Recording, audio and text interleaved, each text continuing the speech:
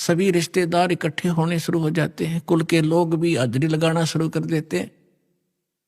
और वो कहता है, उसको उस समय महसूस होता है कि जिस परिवार में मैं रह रहा था इसमें रह नहीं पाऊंगा, जाना पड़ेगा। तो वो अपने आप कहता है, भगवान अब क्या होगा मेरा, ना जाने कहाँ जाऊंगा।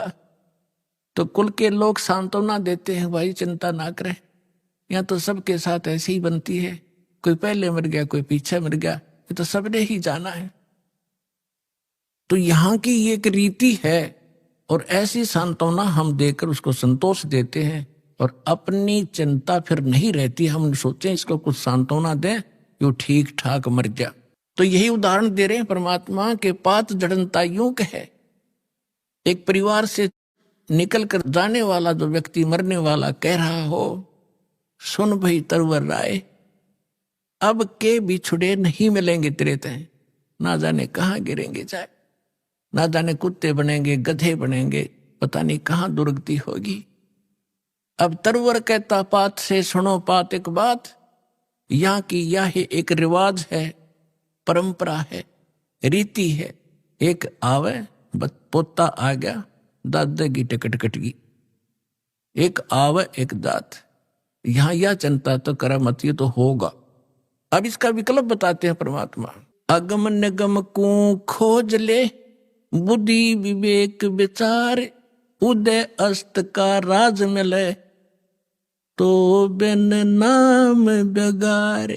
पूरी पृथ्वी का राजा यदि ये सत साधना नहीं कर रहा तो बेगार कर रहा है, बेगार, वो डले ढो रहा है। जब राजा डले ढो रहा तो आप अपने हिसाब लगा लो, एक जनसाधारण नागरिक राजा को तो सक्षम मानता है, समर्थ मानता है, उसके आगे भीख मांगता फिरता है। और परमात्मा कहते हैं वो भी डले ढो रहा है जो सत भक्ति नहीं करता। अब बेगार की डेफिनेशन बताऊंगा आपने, क्योंकि आप तो नई दुनिया में जन्मे हो, हम उस पुरानी दुनिया में जन्म कर नई से भी संबंधित हैं, इसलिए हमने पिछले भी सारे फार्मूले याद हैं और वर्तमान के भी।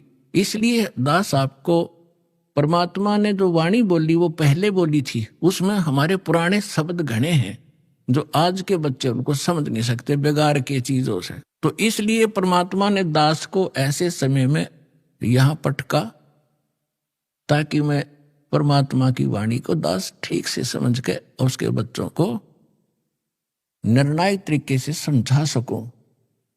बेगार हम छोटे छोटे थे जब हमारे गांव में रोड